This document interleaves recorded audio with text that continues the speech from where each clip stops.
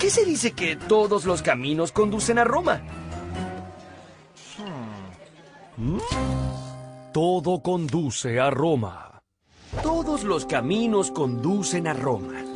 ¿Qué es lo que quiere decir este viejo refrán? ¿Acaso es posible que todas las carreteras del mundo se unieran en Roma? ¡Oye, corre ese cacharro, vamos! ¿Por qué no lo corres tú? Bueno, en gran medida, sí, ya que los romanos habían diseñado un entramado de rutas y caminos tan extensos como el enorme territorio que dominaron. Pero este refrán va mucho más allá cuando dice todos los caminos conducen a Roma, pues no está haciendo alusión solamente a este tipo de caminos donde transitan carros y caballos, sino también al nacimiento de muchas ideas fundamentales de la civilización occidental.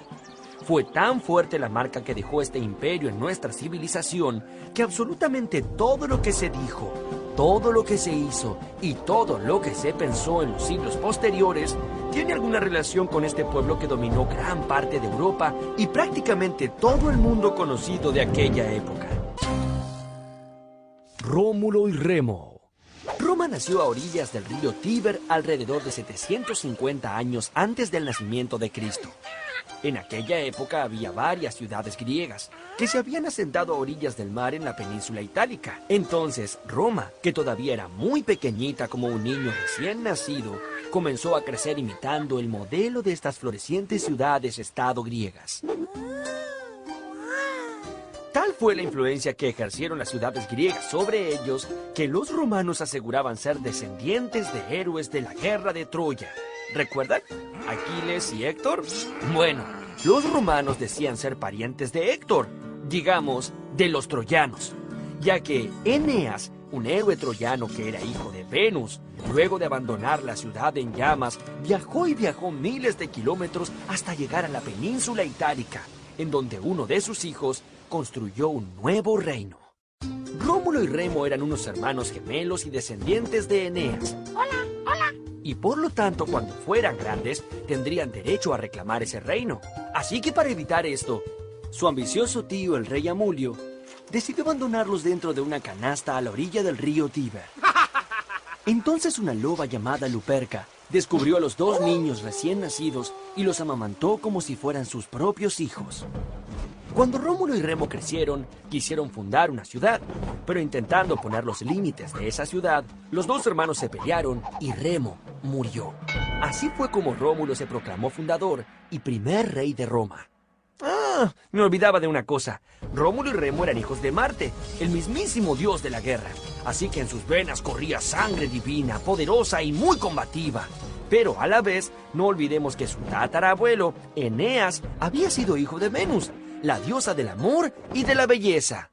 Digamos que los romanos fuimos fruto de una mezcla explosiva, la guerra y el amor.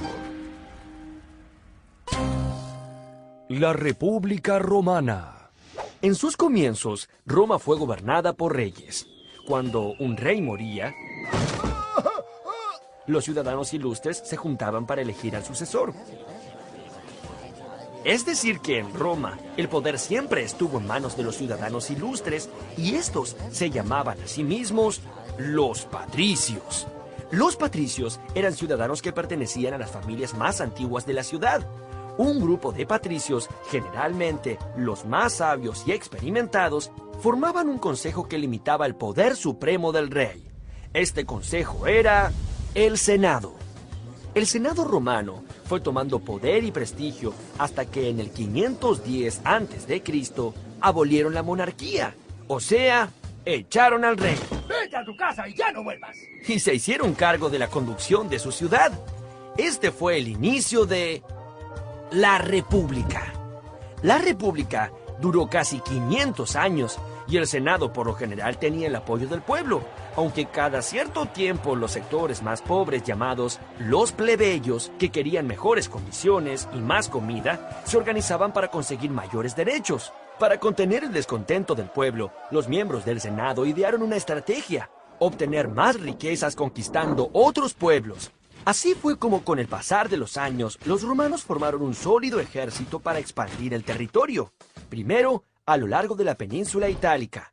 Luego conquistaron Grecia, Galia y finalmente la poderosa ciudad de Cartago.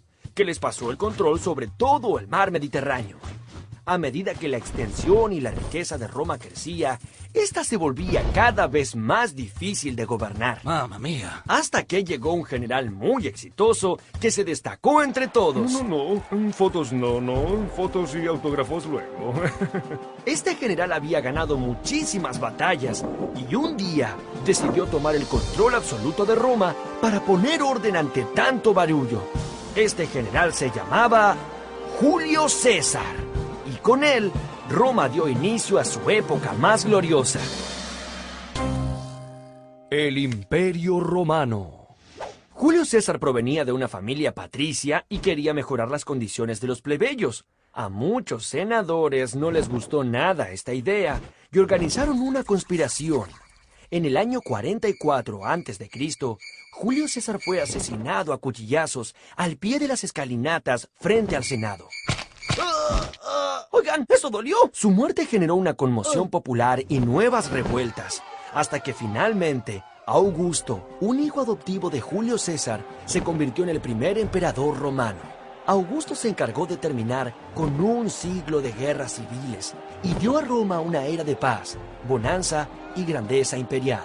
Los romanos nunca se conformaron con el territorio que tenían. Siempre querían más y más y más. Esta ambición se pudo llevar a cabo solo gracias a la formación del ejército más poderoso del mundo. Para ello, tomaron el ejemplo de Alejandro Magno, el gran conquistador de Macedonia. ¿Recuerdan? Sí, así fue. Sus soldados empleaban la famosa formación tortuga que le había dado tan buenos resultados a Alejandro. ¡Formación tortuga! ¡Hip, hip, hip! Además, detrás de las legiones venían las máquinas de asalto que podían llenar los cielos con nubes de flechas con puntas de fuego y también las catapultas que podían lanzar piedras de hasta 20 kilos o enormes bolas de fuego. En los primeros tiempos del imperio, Roma conquistó desde el Océano Atlántico hasta el río Éufrates y desde Inglaterra hasta el desierto del Sahara. ¡Uf! Y eso no fue todo. Los romanos siguieron conquistando y anexando territorio a su imperio durante siglos. La mayor extensión de este imperio se alcanzó en el siglo II después de Cristo durante el gobierno de los emperadores Claudio y Trajano. Pan y circo.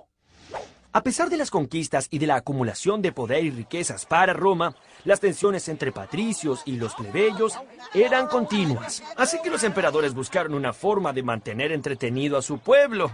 Estos fueron los espectáculos en el circo romano. El pueblo romano adoraba juntarse para ver las carreras de cuadrigas, combates navales y sangrientos combates en la arena. Toros, leones y rinocerontes eran llevados para que se enfrentaran entre sí o para sucumbir bajo el filo de la espada de algún gladiador. El público queda fascinado por las matanzas, especialmente si son entre gladiadores. Pero ¿quiénes eran estos hombres que se sometían a estas pruebas mortales con el solo fin de entretener al pueblo? Generalmente eran prisioneros de guerra o delincuentes que habían sido convertidos en esclavos.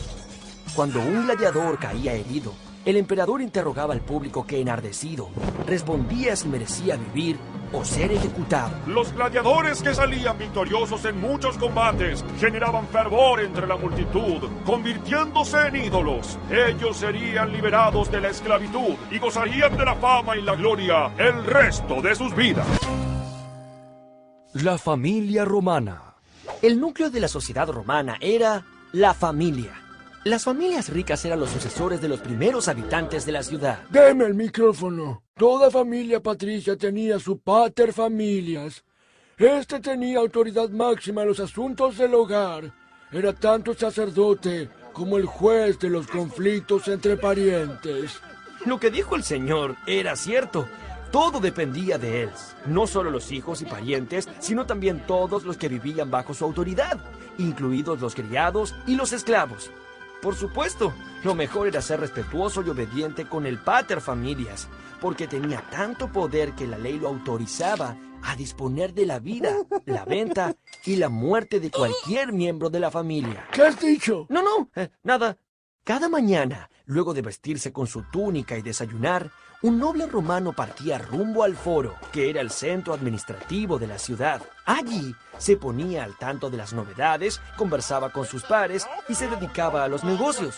Luego de un almuerzo ligero y una buena siesta, el paterfamilias se dirigía a los baños públicos para darse relajantes inmersiones en agua caliente y vapor, ya que los romanos utilizaban ingeniosos sistemas de calderas para calefaccionar el agua. Además, sabían muy bien cómo hacer llegar el agua hasta el centro de las ciudades, construyendo larguísimos acueductos desde los manantiales y los lagos. El derecho romano. La ley era algo muy serio en Roma, porque cualquiera que las quebrantara podía perder las posesiones o la vida. Pero, ¿cómo saber qué se podía hacer si las leyes se modificaban todo el tiempo bajo los caprichos de los patricios? Bueno, aquí la solución.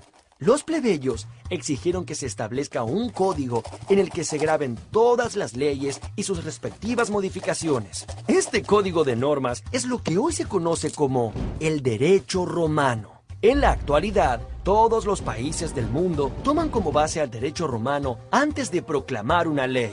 En Roma había normas para casi todos los aspectos de la vida. Normas para comprar y vender, normas para transitar o navegar, normas para casarse. Muchas. Los romanos también comprendieron que para manejar un imperio habitado por poblaciones tan diferentes era necesaria una lengua común. Así se expandió el uso del latín. Gracias al desarrollo de esta lengua, los romanos pudieron expresar muchas ideas sofisticadas. Así es, mis queridos amigos. No todos los idiomas tienen la misma posibilidad de expresar pensamientos. Había pueblos que usaban las mismas palabras para significar muchas cosas diferentes. Todos esos pueblos de lenguas primitivas eran llamados bárbaros, ya que lo único que los romanos lograban comprender era un constante bla bla bla bla bla bla bla. Oye, no entiendo nada. Para los romanos, dominar el idioma latino era sinónimo de ser una persona civilizada. Del latín derivan un montón de idiomas que hoy conocemos, como por ejemplo el castellano, Buen día. el francés, Bonjour. el portugués, Bom dia. el rumano Buna. y por supuesto el italiano. Ci vediamo, caro mio. El final del Imperio Romano. ¡Bienvenidos al concurso del final de esta historia! La pregunta del millón es: ¿puede un imperio durar para siempre? A medida que el Imperio Romano se expandía más allá de su centro, muchas tribus bárbaras fueron incorporadas al imperio. Con el correr de los siglos, estas incorporaciones generaron muchos desequilibrios, ya que estos pueblos no querían estar más bajo el dominio de los romanos. A fines del siglo III después de Cristo, hubo que dividir el imperio en dos partes. Esta división causó varias guerras civiles, envenenamientos y una cantidad de emperadores que no lograban mantener el equilibrio. El pueblo, harto de esto, empezó a buscar un refugio. Durante la época de Augusto, es decir, al comienzo del imperio, en Palestina, una recóndita, pobre y alejada provincia romana, nació Jesús de Nazaret. Jesús era muy bondadoso y le predicaba al pueblo que con el amor era posible conseguir la salvación en el reino de Dios. Poco a poco estas ideas fueron recibiendo un enorme apoyo.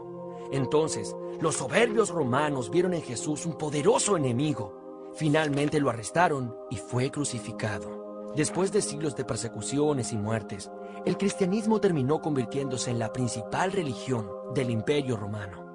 Finalmente, Roma se volvió imposible de manejar. El Imperio de Occidente cayó en el 476 después de Cristo en las manos de los bárbaros germanos. La otra mitad se convirtió en el Imperio Bizantino y se mantuvo en pie hasta 1453, cuando fue tomado por los turcos. ¿Puede un imperio durar para siempre? Bueno, no. Pues la respuesta del millón es... ¡No! ¡Gané! ¡Felicidades, Pipo! Bueno, pero en realidad la influencia del Imperio Romano sí dura hasta hoy. El latín ha sido el idioma madre de muchísimas lenguas modernas. El derecho romano ha sido el punto de partida de todas las leyes del mundo, y sus instituciones han sido el modelo de los estados modernos. Aún hoy, Tan lejos de su antiguo esplendor, Roma sigue siendo la ciudad a donde confluyen todos los caminos.